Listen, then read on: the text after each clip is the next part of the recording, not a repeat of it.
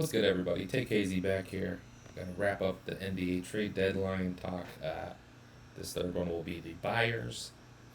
So the first video we talked about the tax teams. That's the teams that are right above the luxury tax and the teams with ample tax space. Second video was the sellers, the tanking teams essentially. Third video is about the Giannis trade and how that's probably the biggest domino. I think a Giannis trade is gonna catapult which direction this trade deadline goes. So we talked about that and possible Giannis teams. So then these fourth and final video right now will be the teams that are the 20 playoff and play-in teams basically, as I think for the most part those will all be buyers. So let's jump right into it. One of my favorite trade deadline teams is the Bulls. The Bulls have a fuck ton of expiring contracts, so they can do a lot of stuff here. They're only on the books for $86 million next year. They would probably extend Kobe White, Kevin Huerter, Dosunmu. I think they will let Javon Carter walk. I think they'll probably let Dalton Terry walk, or he'll come back on like a minimum, which is essentially walking. A little up on the air at Vooch and Collins, but those are their two bigs. So they would probably want to bring one of them back. I think they would love to add a primary or secondary scorer. Josh Giddey is their star player right now, and he's not a particularly great shooter, although he is scoring at a pretty decent volume this year. They are my favorite go-to team for the Timberwolves. If the Timberwolves were to do a Giannis trade, I think Julius Randle makes a lot of sense for them. And they could get them. So, an example with Giannis, I sent out Patrick Williams because that's the contract they'd like to move, and Javon Carter. That's enough salary for them to bring in Julius Randle. They would send out that Portland pick, potentially one of their own future picks in the Giannis trade, just to get those assets Minnesota would need. And then Julius Randle could be their primary or secondary scorer.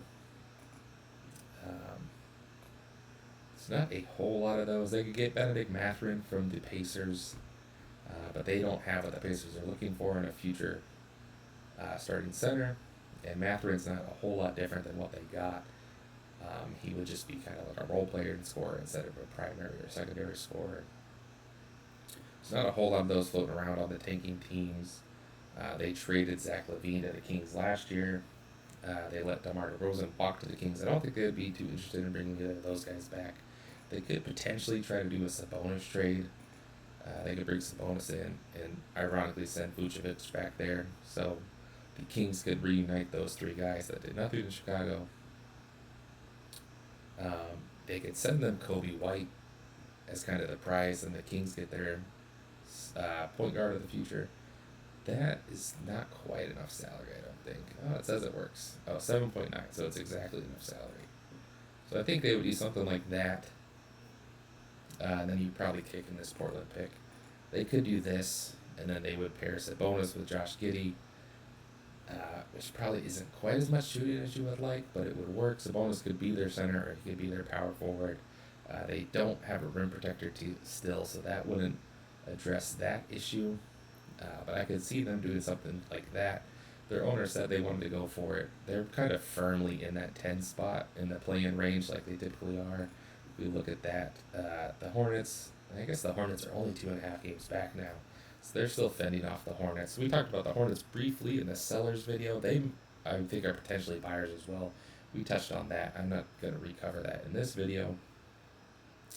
And then the Hawks aren't doing too much better. So actually, the Hornets are sneaking up there.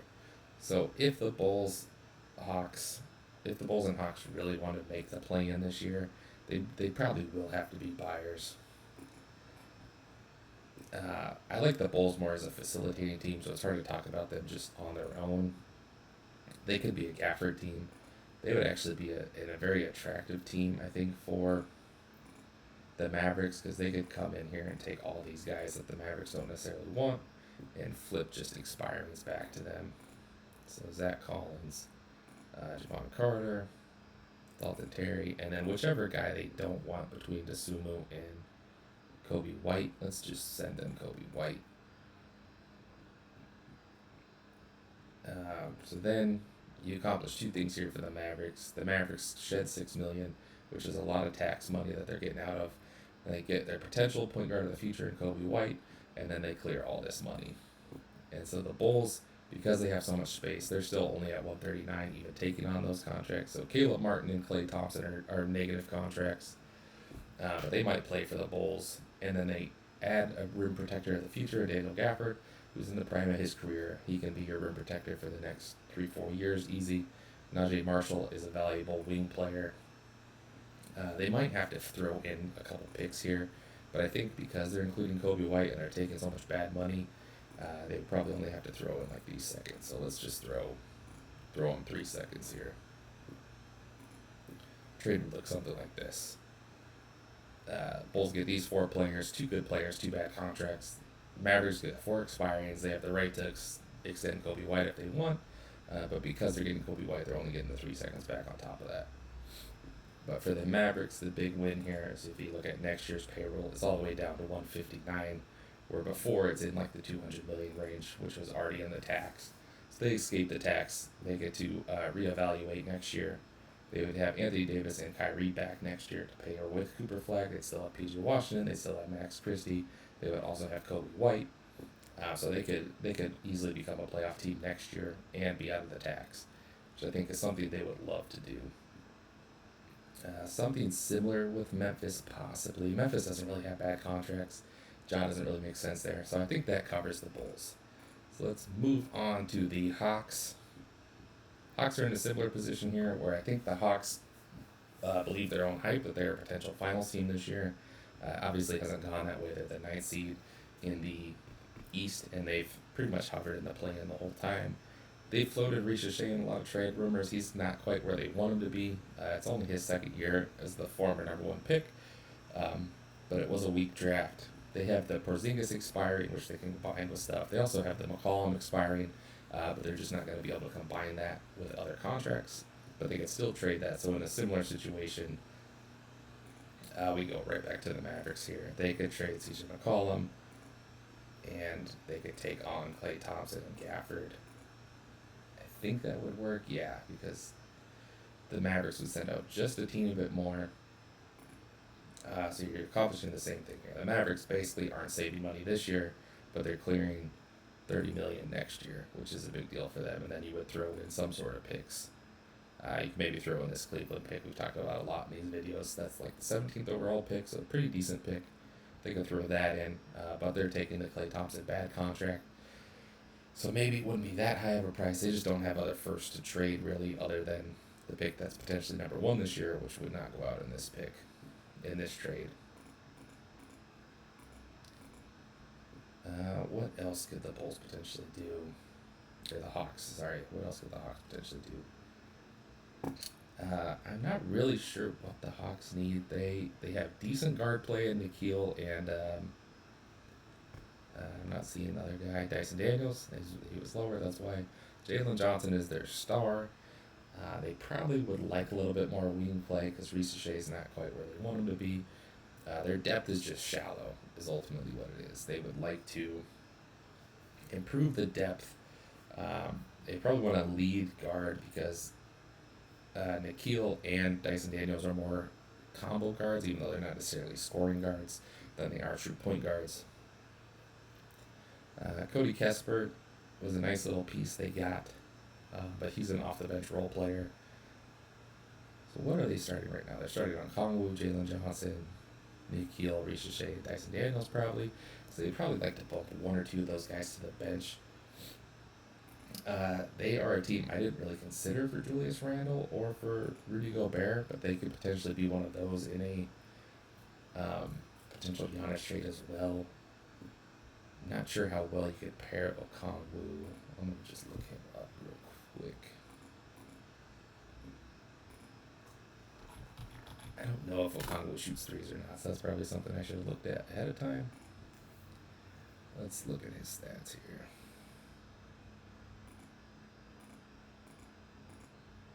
Oh, goodness, what did I click on there? That's last 5 games per season. 3-point percentage. Not particularly great. He can, in theory, space the floor, but he's not a guy you're going to really want to space the floor. So they would probably want something more like Randall, who's not like a rim protector. But you could do Randall for Porzingis just like this. Throw in that Cavs pick. and then maybe throw in one of these other picks. That one's kind of valuable. You probably wouldn't want to give quite that much. But maybe you throw in Ricochet as well, and you take back something.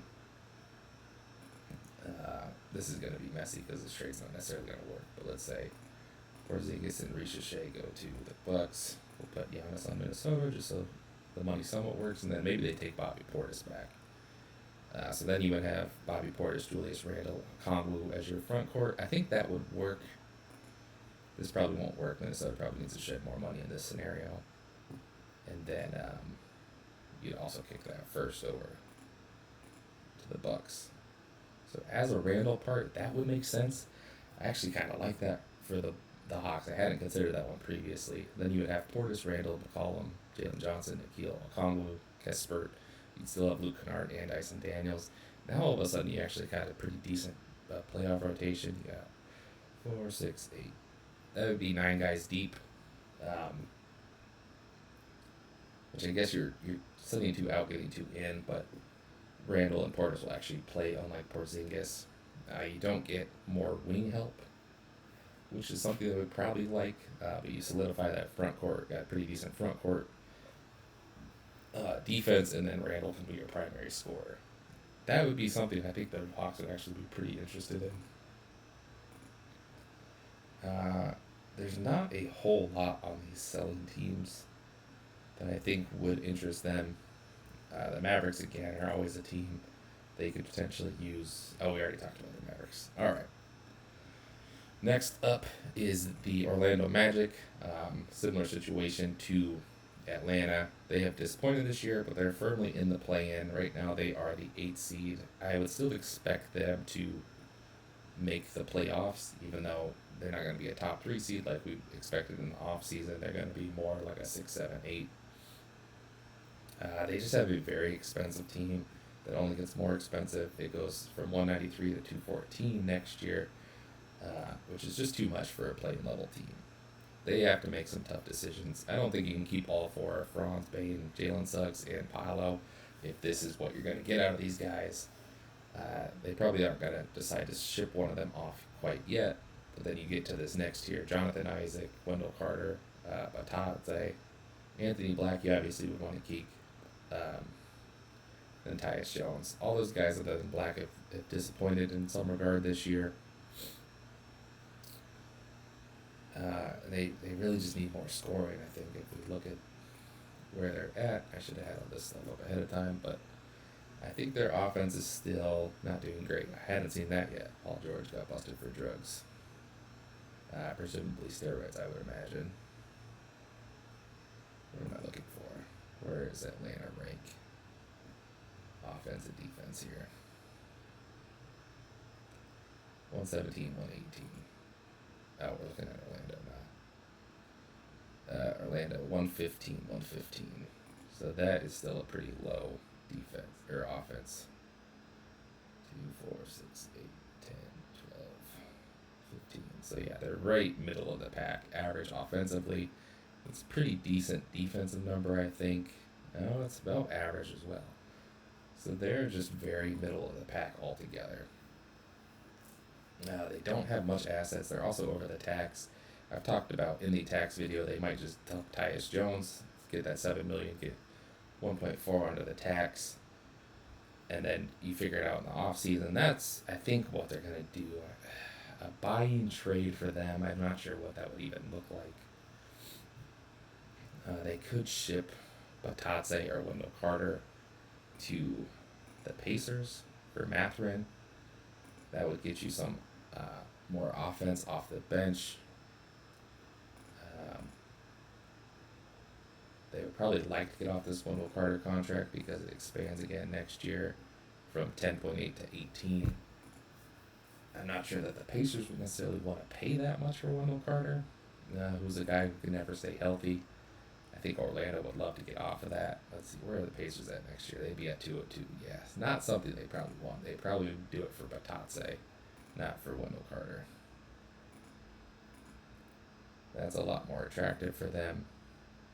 The Magic would take on a smidge of money, but then you could still do the same thing. You wouldn't dump Tyus to the Pacers. You would dump him somewhere else, but that would get you under the tax. You'd be at 13 players and 569 under the tax. So you'd really be stretching it to get a legal roster of 14 guys, but I think that would be just enough money to pull that off. So I could see something like this. Not sure they would have to send a pick to the Pacers for Batatse, but they would have to send it wherever they send Tyus Jones. Wizards, I don't see anything for them. Brooklyn, no.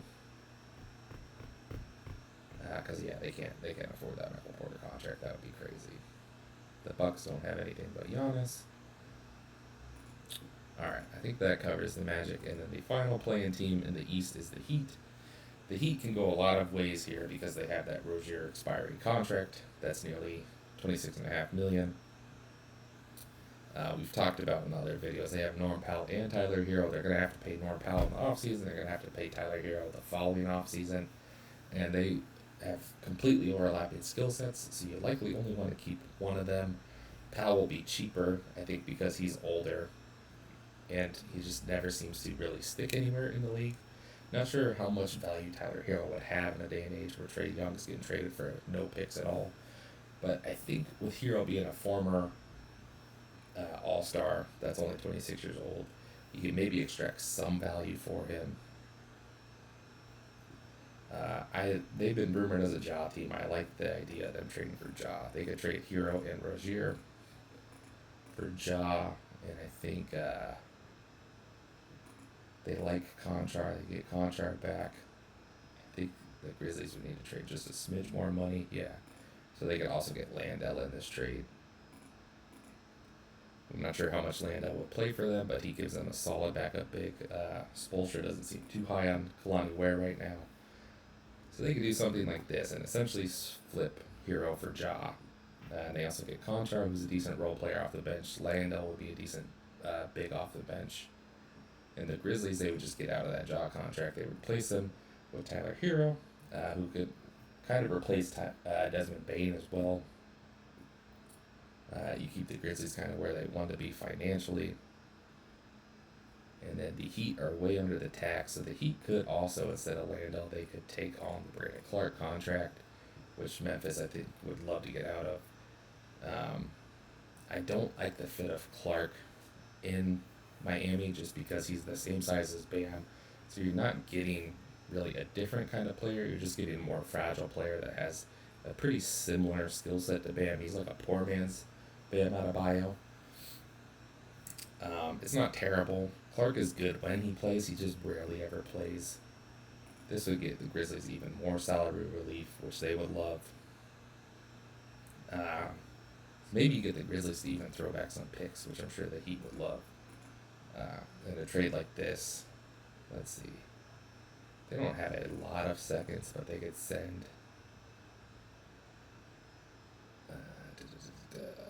They could send like these two, the Portland 29 and this heavily protected Golden State 32. Something like that I think is very realistic. The Grizzlies get out of 3 contracts they don't necessarily want, and get Tyler Hero back, and all they have to pay is 2 second rounders. I think that makes a lot of sense. The Heat get the upside of John Morant. They wouldn't do this, of course, until the Giannis trade happens because they want Giannis. But this is a much lower price to pay. And then you would have a team of Bam Adebayo, John Morant, Andrew Wiggins, Norm Powell, along with all the bench guys. You got Jaime Jaquez still, Drew Smith, Kalani Ware, Jovic, Davion Mitchell. It's a pretty decent squad there. Good enough to win the Southeast this year and probably compete for it in years going forward, which is kind of what the Heat like to do. They like to float in that like 10th to 14th best team in the league. This would keep them right where they like to be.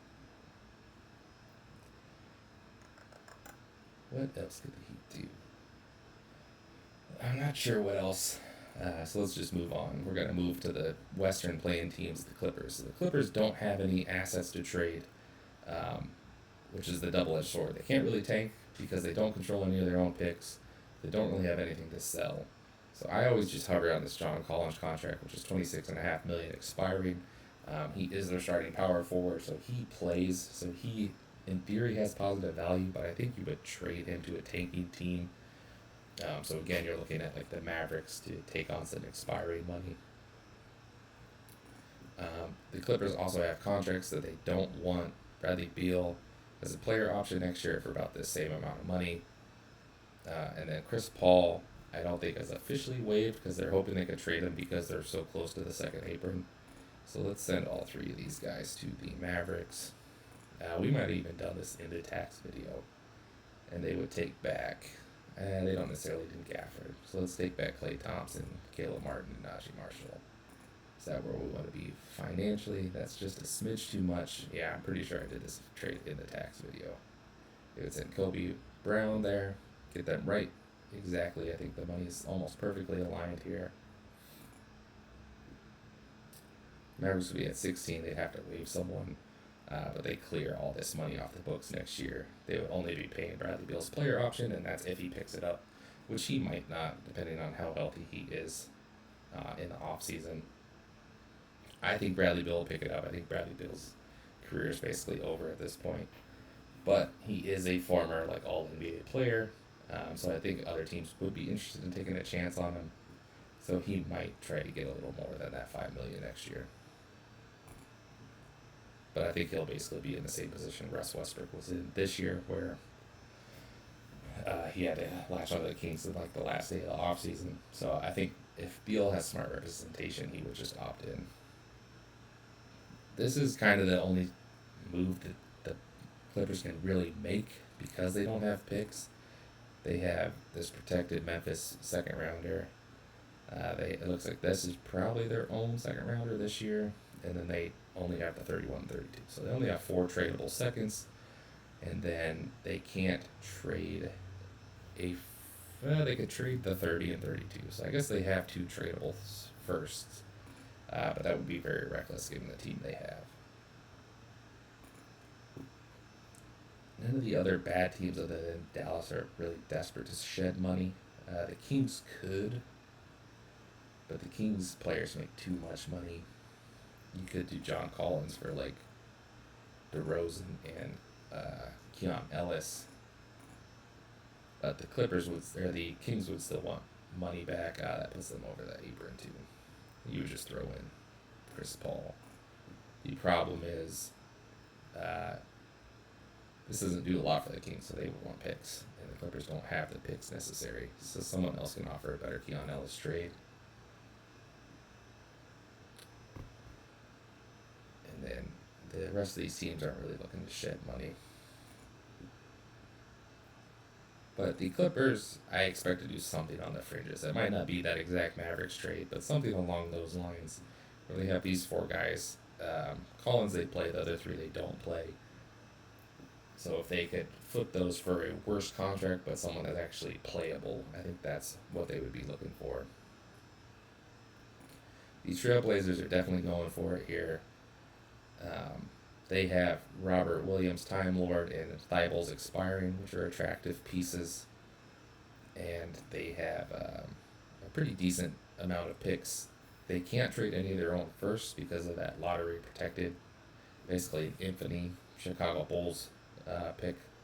Don't even remember who they got in that trade way back when, but you could work something out with the Bulls to be able to flip it. Where you make it unprotected this year, so then you can trade the 28 and 30. They did recently get Drew Holiday back, so their need for a ball handler isn't as great as it was in the last month or so. But they're one of these similar teams. They have no real holes, but they have no real strengths. So they would probably just want to flip Thibault, I think, for someone that could actually play in their rotation. They're another team that could use a primary or secondary scorer. It's Optia kind of by default. I think they are hoping Jeremy Grant could be that, but I think he's past that point in his career. Scoot's been out all year. Shaedon Sharp's still only 22. Not quite on that level. Potentially in the future, but not right now. So they're another team that could potentially be a Mathurin team. They probably wouldn't trade Klingon, but they could maybe trade Yang Hassan for Mathurin if they wanted to. That's a pretty unproven player, but he is a 20-year-old center at the position they're looking for. Klingon would be too rich of a contract to trade. They could trade Time Lord, but then you have to extend him. But he's still only 28. Not super reliable, but that could be something the Pacers would be interested in. Especially if you take like Isaiah Jackson back, and then they essentially just convert that Isaiah Jackson money to Time Lord next year.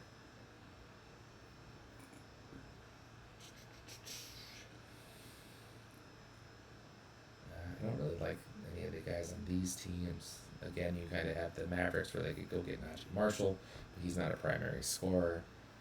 I don't think they would want Ja.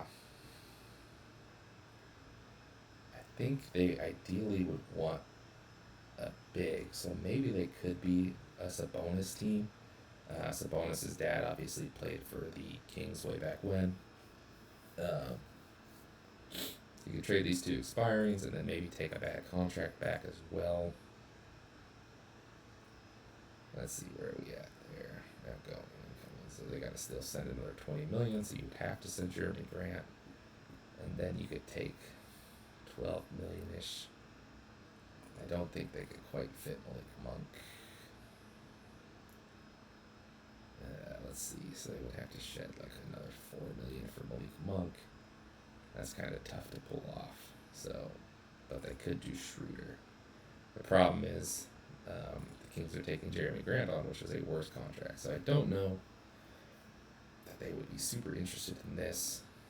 But then you could trade them, the 2028 Bucks pick, which is a pretty pricey pick to give up for Sabonis. But you're also getting out of that Jeremy Grant contract.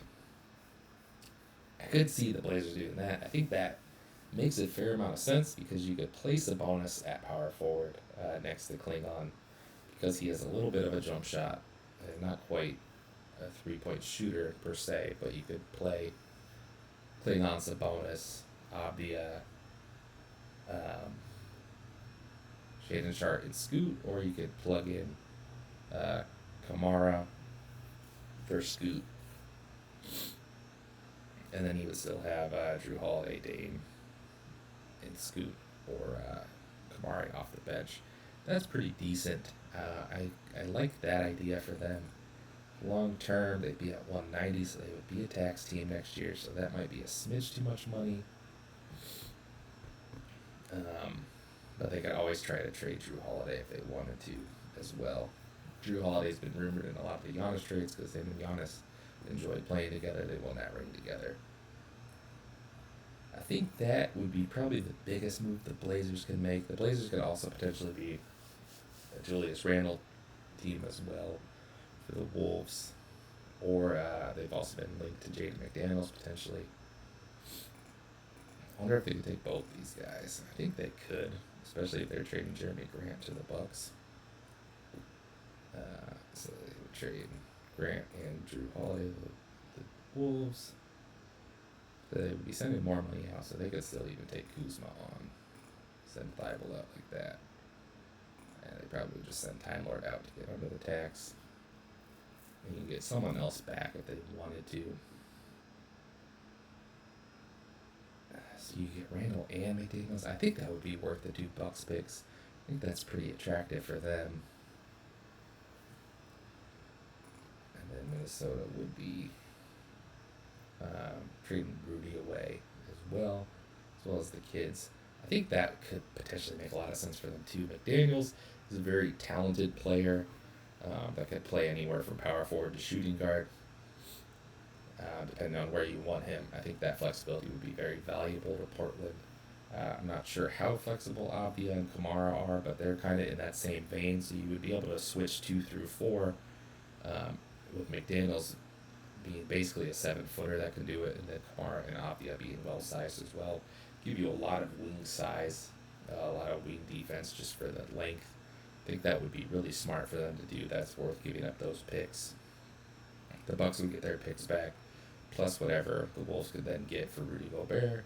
Plus they would still get Rob Dillingham and Baron J probably in that deal as well.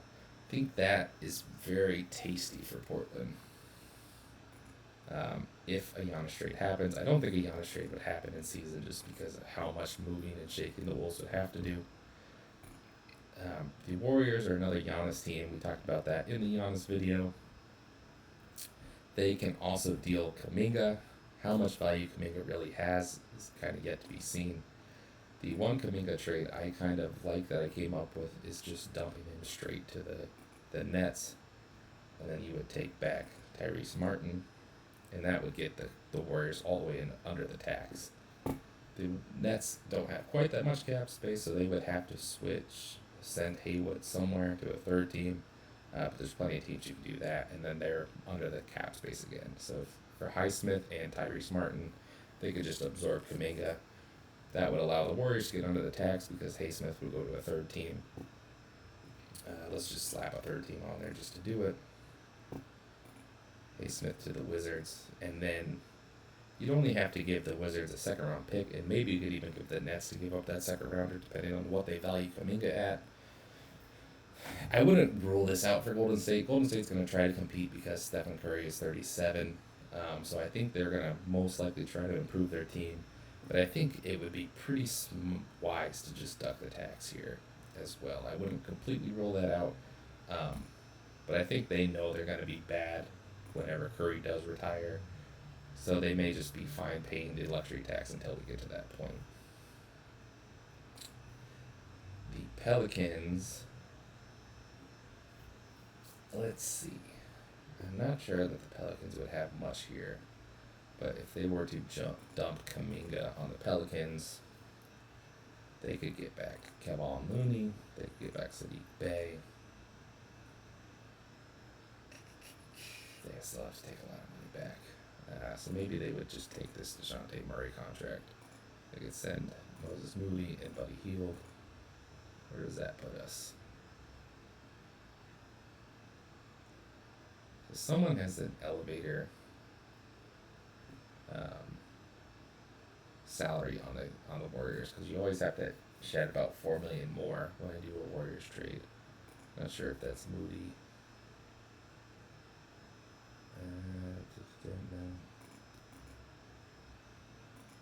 I think it must. It doesn't seem to really matter who it is. It just inflates their cap for whatever reason. So you'd have to also send Horford probably. And then 2.1. So they could take whichever one of these guys back in theory. But then the Pelicans are in the tax. So that's a tricky one to figure out. So maybe you can't quite make it work with the Pelicans. You'd have to get too complicated there.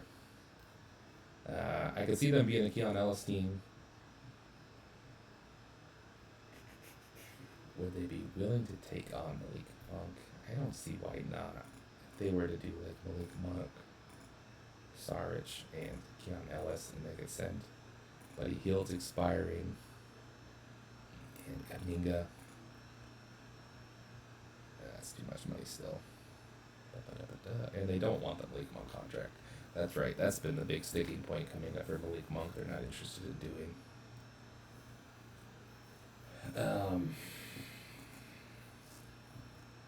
They could do Clay and Gafford for Buddy Hield and Kuminga. Buddy Hield's contract is listed as a 3-year contract, but it's non-guaranteed next year, and then a team option in the 3rd year, so you could just waive that money. They would take the bad Klay Thompson contract back, and Gafford, they probably have to throw in there first. This is a trade I think that makes a lot of sense for the Warriors. They get their center, they get the feel good of getting Klay back, and they're not really losing a whole lot. They kind of need Kuminga's scoring punch, especially with Jimmy out. So you get better defensively, worse offensively, but they don't like Kuminga, so I think they would be happy to do something like that. I don't think Memphis really has anything because the Warriors really need wings and bigs. They could potentially go get Yusuf Nurkic as well. Kuminga for Nurkic would work. You maybe wouldn't have to give up the first for that. They got 2 seconds they can trade. That might not be quite enough, but I think that would work and then Nurkic just plugs in as their starting center. I think that makes a lot of sense as well. The Jazz don't need more guards, but you can always use more bigger guys. I think that makes a lot of sense. I would keep an eye on that one. I think that is very feasible. And then the Warriors obviously throw in some seconds. The bad East teams just don't have a lot to trade. They're just really dumping grounds. So I think that's enough on the Warriors. Holy crap, we're already at 30 minutes. Phoenix, they're a team I expect to duck the tax. They're 200,000 over. They could do that by trading Nigel Hayes or Nick Richards. They don't play either of those guys much at all. They're another one of these teams. They're overachieving. Jalen Green hasn't played at all this year. So they're a little light at guard because of that. But they could play Dylan Brooks down. I think they're a team that's happy to be there. I don't think they're going to really make a trade besides deducting the tax. The Lakers have a bunch of expirings, but they want to keep their options open in free agency. They have to extend Austin Reeves, which is probably going to be near a max. And I think they wanted cap space for 27-28. I'm not sure exactly who their target is, if that's Giannis or someone else. But that's what they're thinking there. I don't think they're going to trade any of their firsts. They don't have a lot of seconds that are tradable, only 32. But they could potentially take on a slightly worse contract. Again, we would be looking at the Mavericks here. They also could get creative. They're about $7 million over the tax, so we talked about that in the tax video.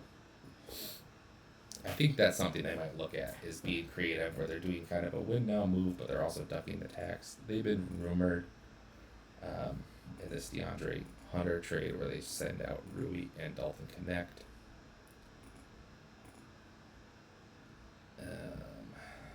That doesn't quite work. They're just a smidge over there. So you'd probably need a third team involved in this, because the Lakers would have to shed that $1 million. DeAndre Hunter only has an extra year. I don't know that he's even an upgrade over Rui Hachimura, but it gives you a locked-in price, so you don't have to extend Hachimura for 3-4 years, which is probably the appeal of that. They would have to just throw in one of these guys. They probably want to throw in Jackson Hayes, but they could do Jackson Hayes, Thomas Bryant swap there. That still works in theory. I guess because Jackson Hayes is a minimum player, that they would allow them to do that trade exception. Not really sure how that works, but because it's only 100,000, it's skirt the rules there. I'm not sure that technically is allowed, because I don't think the Cavs can take on $1 more. But that's something the Lakers have been rumored in. You probably most likely just need a third team there. Who else is like a bad, somewhat second 2-year deal? I'm not sure on that one.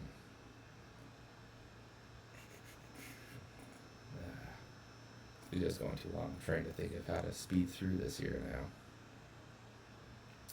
Minnesota, we've touched on a bunch in some of the other videos. The trade I like most for them is this one, which we touched on in the Selden video, where they get Sadiq Bey and Jose Alvarado for Mike Conley's expiring. They would kick in probably 2 or 3 second rounders. They could potentially. They legally can't trade this pick until the offseason, until they've drafted that player, so they couldn't trade that. They could do a 28 swap. That doesn't do much for the Pelicans. I think they would just have to include 3-4 second rounders, but I think that's worth it. There's talks of them also trading Rob Dillingham potentially for Dosunmu or Kobe White. They wouldn't love to trade Mike Conley because he's their locker room leader. He's just washed now, so I think they need to upgrade the bench spots, and Mike Conley has so much respect from the coaches and the players that he's going to stay in the rotation as long as he's on the team. So it's one of those things where trading him kind of saves you from having to play him. So I wouldn't be shocked if they trade him. I don't expect them to. Most likely they're going to trade Rob Dillingham for something. Just kind of punt on their number 8 overall pick from last year. The Rockets have the Fred VanVleet contract. They're about $6 million over the tax, so they could potentially duck the tax. Steven Adams is now out for the year. They could try to combine those two salaries and get a big player. We talked about them in the Giannis video. I don't think Sabonis would make much sense for them. I don't think Ja would make much sense for them, but they could, in theory, go get Ja. That would be pretty interesting. I don't think we touched on that. So VanVleet and Steven Adams for Ja. They like Steven Adams in Memphis. He's been there in the past.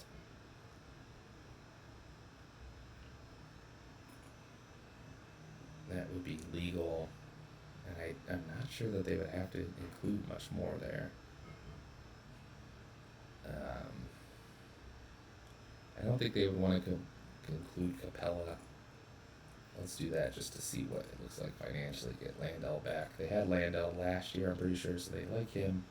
But they opted to sign Capella, so I'm sure they like Capella more. That's taking a lot of contracts back for the Grizzlies, but those are three serviceable guys. Fred VanVleet might opt out next year, which would give you the tax relief. They would likely want a pick in this case, but the Rockets would have picks to trade. I'm not sure that really accomplishes what you want for Houston, but it does give you a starting point guard, which they desperately need. There's not a whole lot of other starting point guards out there. They could try to get Kyrie, but again, it doesn't really give the Mavericks that salary relief they would want. They could get Tyus Jones from the Magic, but that's kind of a lateral move. Same with like getting Alvarado, DeJounte Murray. Oh, that's relatively lateral stuff. So I wouldn't be shocked with Ja, but I don't think that accomplishes what they want to do. We talked about the Nuggets in the tax video. They're $400,000 over the tax. They could just get rid of that Dumpy Hunter Tyson. The thing they're stuck with is they're gonna want to pay Peyton Watson next year. He's finally like hitting this year, which means they would need to dump salary. Valanciunas' contract is unguaranteed next year, so they could clear $10 million that way. They're already at $215. The second apron is around $220 next year, and that's without $1 to Peyton Watson. So I think they're going to try to want to dump one of their big salaries, which looks like Cam Johnson. Trading Cam Johnson to sell him is going to be tricky, but because he's a wing player, I think there would be interest in him. That could be a potential Bulls guy. You could do Cam Johnson. Zach Collins probably wouldn't make sense for what they're trying to do. See, that's tricky because then they're not getting a wing back. So let's just do Zach Collins. They can just do this straight up, which is a bit of a downgrade, which is what's tricky about the Nuggets. They're the second best team in the league, so they should go for it, but they also got a plan for next year. This would clear all that money, that Cam Johnson money, which allows them to sign Peyton Watson, so it accomplishes that. The Bulls get a wing player basically for free, but it makes the Nuggets worse this year, which is very tricky. You could maybe throw the Lakers in here, though, and get Rui. Rui makes basically the exact same money. So then the Nuggets accomplish both things. They get under the tax, they keep a wing player, and they get out of next year's money. The Lakers are downgrading, but they get a center. They could potentially play over DeAndre Ayton. That surprisingly hasn't worked, so they've reverted back to playing Jackson Hayes down the stretch a lot of the time. Zach Collins is probably about lateral with Jackson Hayes, but at least gives you another option. The Nuggets probably have to kick in a second to the Lakers, if not the Bulls. But I think something like this would actually make a lot of sense for all three teams. Lakers get a new big for the playoff stretch, someone a little bit more reliable that's going to actually do his role on like Ayton. The Bulls get a wing for Zach Collins, who's not playing a whole lot for them, and would be under contract reasonably for next year, which is also great. And then the Nuggets get Rui, which is kind of a lateral move, maybe even a slight upgrade on Cam Johnson the way he's played this year. Then they just let him walk in the offseason and re-sign Peyton Watson. I like that a lot, actually. That's a good one we just made up on the fly here. The Spurs are another one of these teams that's ahead of schedule. They're the number 2 seed and look like they'll finish the 2 seed in the West, where I projected and a lot of people projected them to be more of a play-in team. So they could go for it. I think they're just very young in the developmental range here. I don't think they're going to trade Castle or Harper even for Giannis.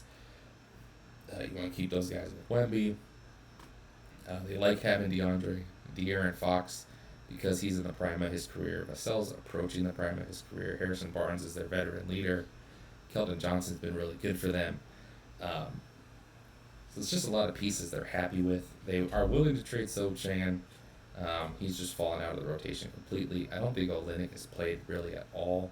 So they could combine those two contracts for like a $20 million player if they wanted. Again, that's a potential Nuggets trade. They wouldn't need Olynyk. And I don't think they would really have much interest in Sochan is the problem there. But again, you could come back and slap these guys to the Lakers. Same kind of thing. Olynyk doesn't really give you the defense they want in a big, but it at least gives you a starting big that's reliable. Sochan gives you a young player that you could potentially re-sign for cheap because he hasn't proved a whole lot. That's just a smidge too much money. You would need a third team, or a fourth team, but that's pretty easy to do. So let's just throw the Wizards in. The Wizards are always the easy team. They can just absorb Gabe Vincent, and that gets the Lakers under the tax as well. The Spurs get Cam Johnson basically for nothing, which I think would actually make a lot of sense for them. They'd still only be at 175 next year, even with his contract. His contract does increase. I thought that was a declining contract. You'll still have room to bring back Barnes. Barnes will be lower than $19 million next year. It would push the Spurs into the tax, but I don't think that's necessarily terrible. I wouldn't be surprised if they did something like that. The problem there is you're helping the Nuggets in this case, although this is just kind of an extension on the Bulls trade. And you're getting Cam Johnson instead of the Bulls. You're also gifting Sochan to the Lakers. But again, I don't know that is something you're worried about because you don't necessarily care about Sochan. The Thunder are the front runner of the league. And they're in a tight spot where they're under the tax this year. They won the title last year as a non-tax team. But they're going to jump all the way into the second apron next year. Hartenstein has a player option as well as Luke Dort. Those are the guys that most likely just waive to stay under the tax next year. So the question is, do you keep them or do you trade them now because you're chasing going back to back? You also would have the Ousmane Dieng contract that you can trade to try to get something out of that as an expiring.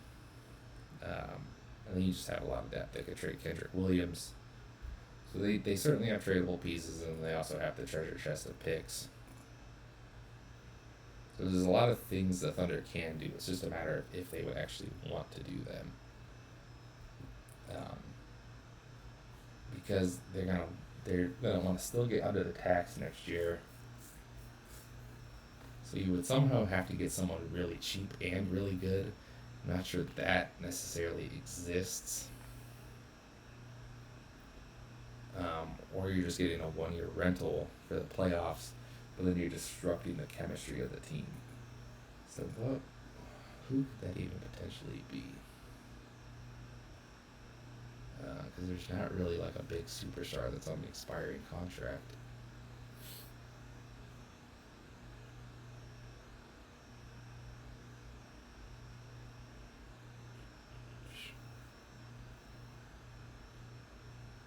Or, let's see, or you potentially slightly downgrade so you have something for next year. But again, I'm not sure what that would even be. Because they would need to be very cheap next year.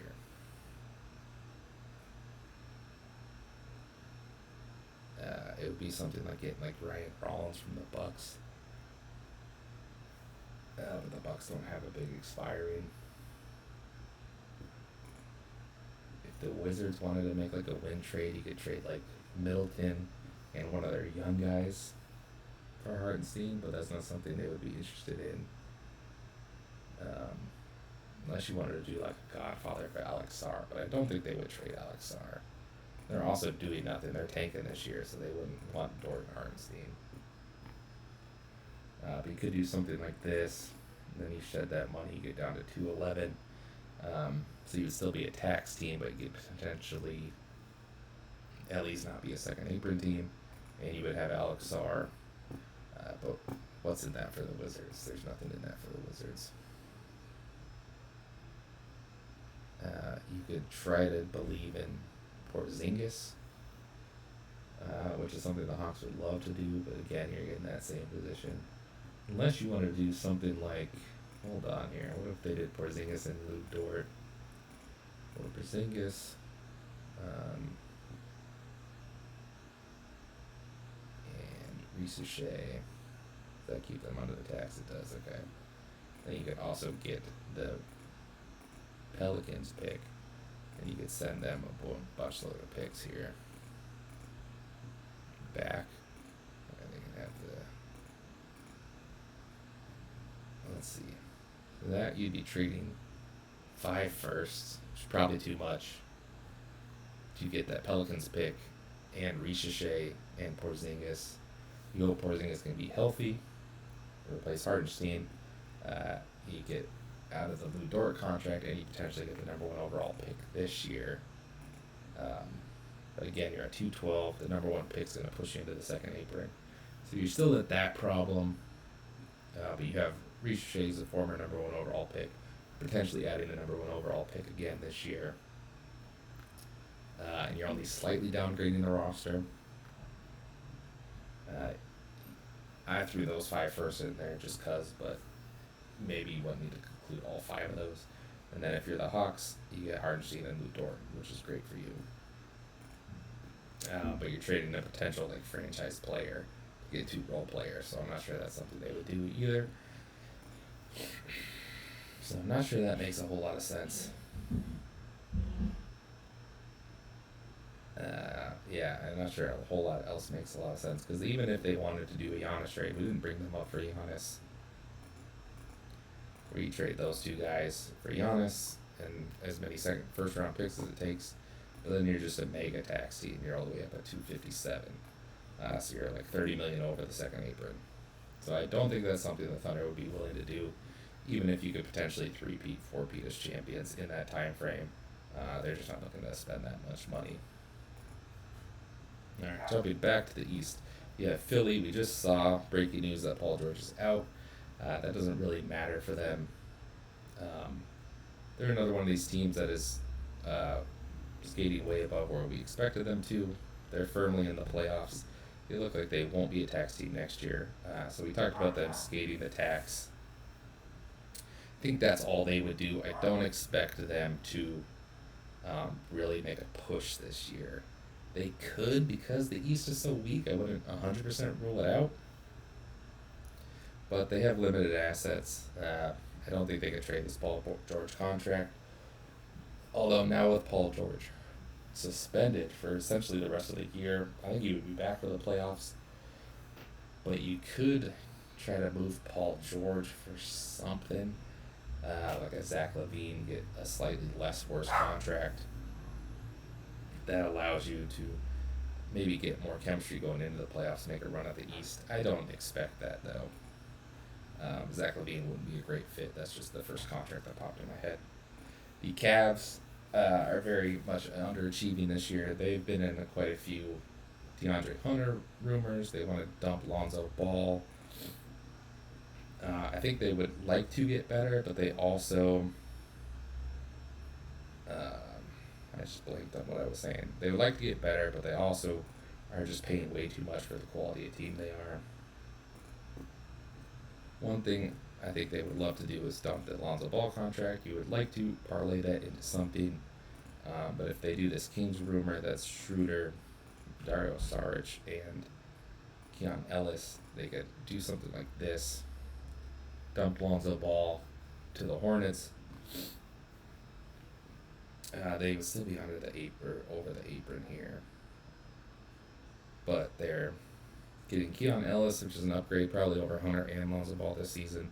Dennis Schroeder is a negative asset, but he tends to be better on the second team. He's one of those players that sucks on one team and then he's back to being good on the next, and he just kind of goes through that vicious cycle. So the Cavs would, in theory, get the upswing of Dennis Schroeder. They don't really need a point guard, so 3 years of Dennis Schroeder is a tough pill to swallow. Um, but they would save a lot of tax space here. They potentially don't need to give up a pick for Keon Ellis because even though DeAndre Hunter's been so bad this year, he's at the premium wing position. They would need to give a pick to dump Lonzo Ball, but they could do something like this that improves the team and lowers the tax hit. I think that's exactly what they'd be looking to do. Something in that vein where they can lower the tax hit and improve the team. They're going to have to make some seismic changes, whether it's at the trade deadline or I just blanked, the trade deadline or the offseason.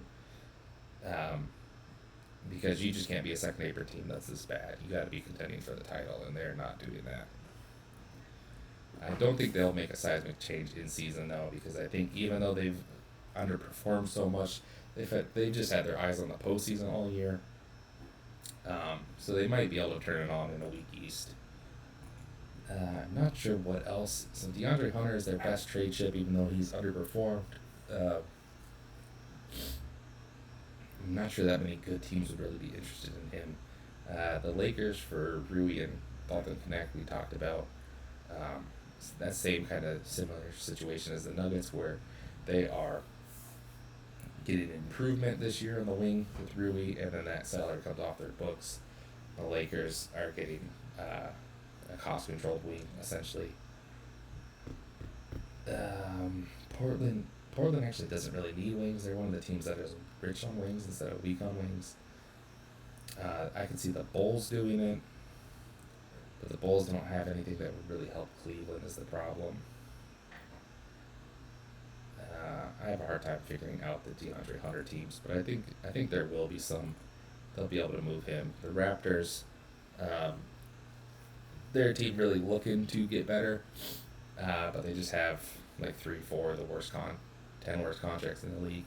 I think Portal and Quickly are 2 of the 5 worst contracts in the league. Those are the contracts they would look to trade. RJ Barrett's on a great contract, but it expires next year. He's probably their best trade chip.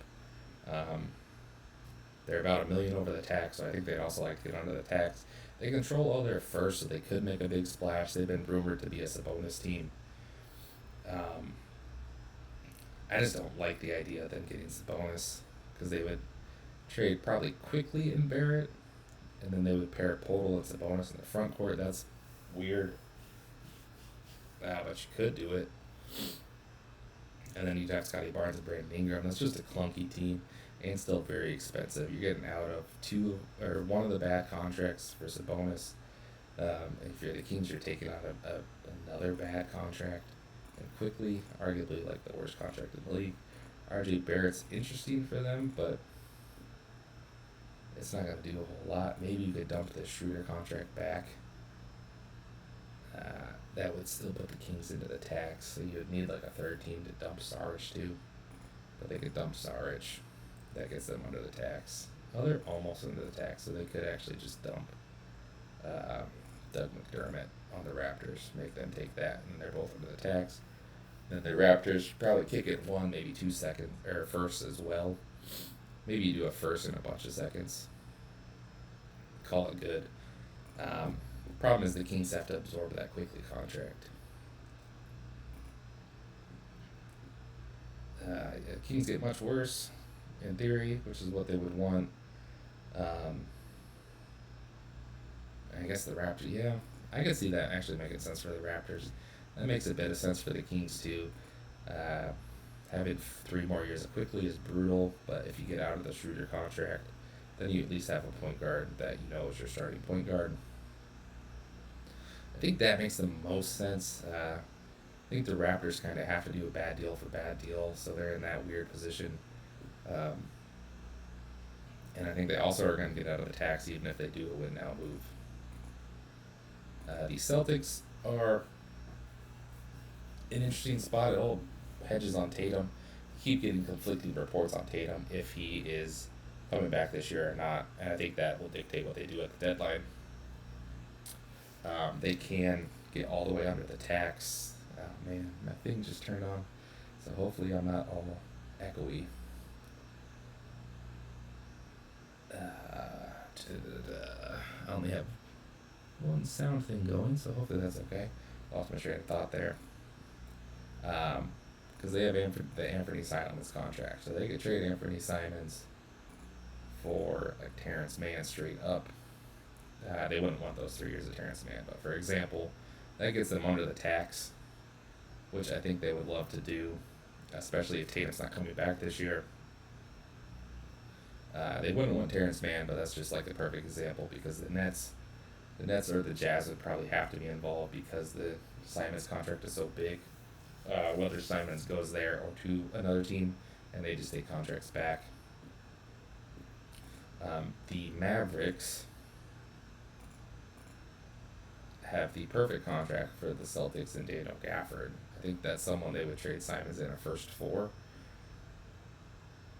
But then you're in the position where you need someone to come take the other salary. So maybe the Bulls would be willing to do Caleb Martin and Najee Marshall. And they send back whatever it takes to get back under the tax. Something like this. Why does that not work? Did they not have the trade exception? I thought they did. Yeah, that should work. I don't know why that's not working. One of them should be able to be a trade exception, and then you're doing $9 million in for 6.5 out. Not sure why it's saying that doesn't work. That should work because they have the trade exception. It's just not applying it to either player for whatever reason.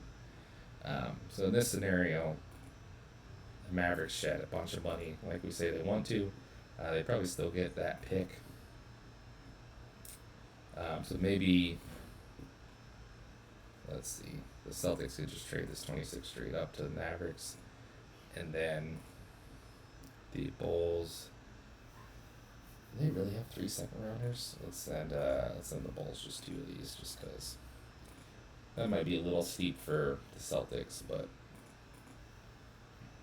just to move it along here. Celtics get their center of the future in Gafford. They get all the way under the tax. The Mavericks, they're actually taking on a smidge of money. They're still under the second apron, so they would love to lower this year's money, but they clear all that money for next year. They get out of those 3 salaries.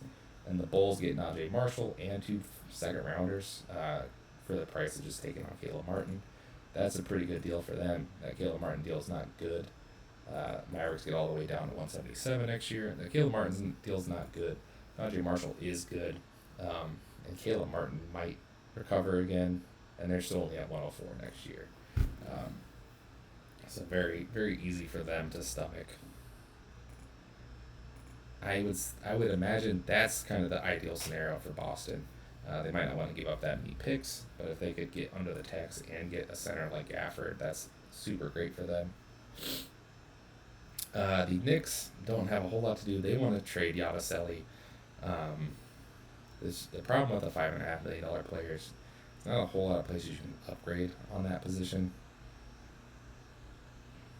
The Knicks just don't have many assets because of the Mikal Bridges trades. They traded for Towns, they traded for OG Anunoby, they traded for Mikal Bridges. It's left the cupboard pretty dry for them. Yabusele hasn't worked for them. Seemed like a good sign in the offseason, just didn't work out. So they would like to trade him, get someone that fits their current roster a little better.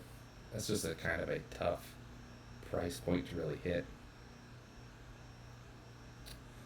You could maybe go get Sadiq Bey, but you'd have to fudge the money a little bit. Who else is a $5 million player? That's not one I pre-planned. I should have looked into it a little bit more because that's a weird price point to hit to try to upgrade a roster spot. They could maybe even just dump him and then try to get a buyout guy. I suppose that is reasonable as well. So maybe that's what they would do, just to create some second apron space. lower their tax bill slightly. They could even trade this Wizards pick back to the Wizards, just because it's not going to convey its 2 second rounders. So maybe they trade that to the Wizards and they get another second back somewhere down the line. For their trouble, they give them that so they can trade it and they get this Denver 28.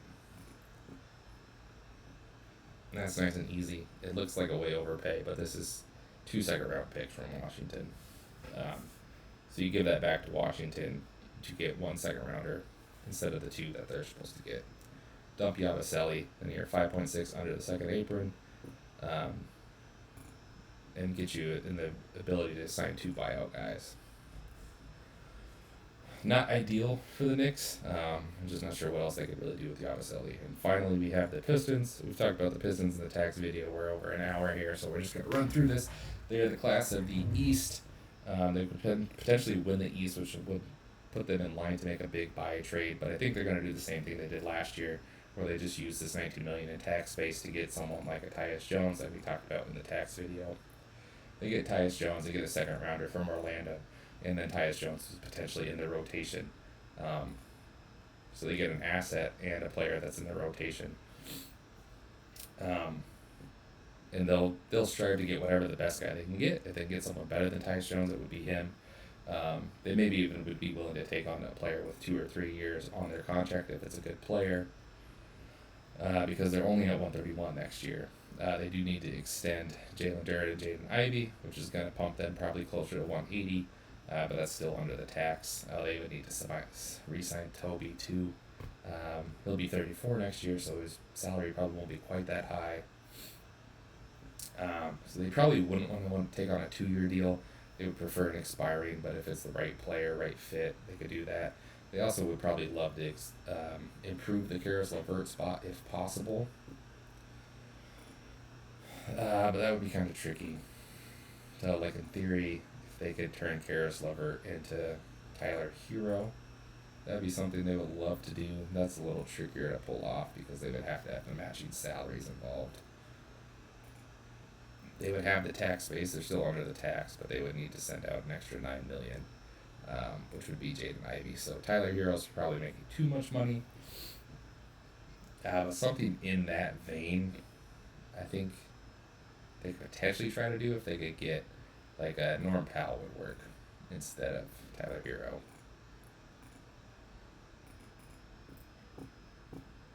And then you're improving the slot. You still have the ability to take someone into that $12 million tax space, and you're getting a much better player. I don't think the Heat would trade Norm Powell because he's playing at an all-star level, but that's just kind of an example. All right, this video's gone way too long, about 30 minutes longer than I thought, so we're going to call it. Thanks, guys. Have a good one. Let's have a fun trade deadline.